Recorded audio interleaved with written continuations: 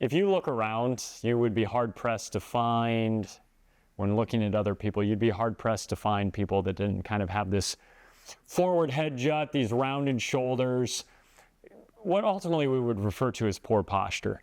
And the reason so many people have that, present company included, is our society, our lives lend itself to being in this internally rotated position, to where we turn in on ourselves, that whether we're looking at a screen or we're sitting in a chair and our head juts forward, our shoulders round forward, our upper back rounds, our lower back rounds.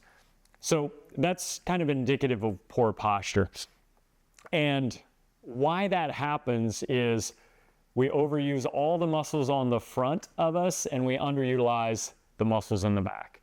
And over time, why that's a bad thing, not just because it doesn't look good, it can often lead to injury, because if we're overworking, and by that I don't mean overtraining necessarily, but if we're just overworking certain movement patterns, that's when what's called overuse injuries start to show up. I had an awesome client one time. He said, proper form begets proper form.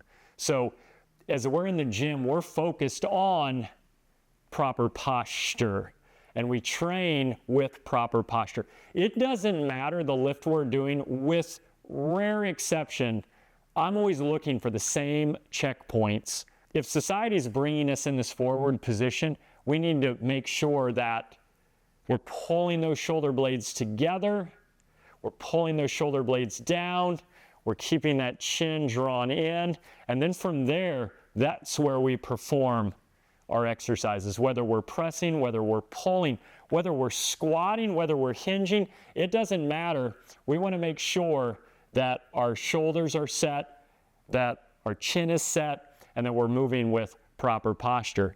As we strengthen and lengthen, so a lot of times it's the matter of these muscles in the front becoming shortened and the muscles in the back becoming lengthened and weakened. We want to open up the front and in a way close off the back by shortening, and not only shortening, but strengthening those muscles. And then from there, again, moving well. Now, that will carry over into your life, but you also need to be intentional about practicing those things when sitting at the desk. So making sure that you're sitting with proper posture in the activities you're doing. That being said, there is a time and a place to let those things go. Don't think that, oh, if I'm sitting at my desk for 6 hours of work, I need to be here the whole time.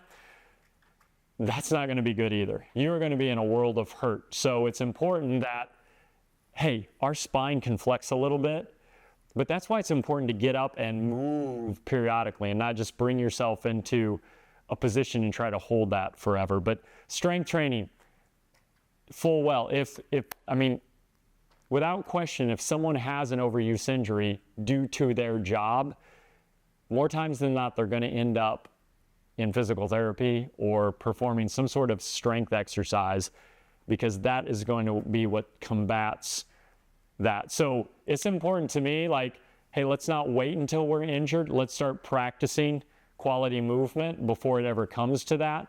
So just being mindful that when you're exercising, and even when you're not, pulling those shoulder blades together, pressing those shoulder blades down, pulling that chin in, and working on that position.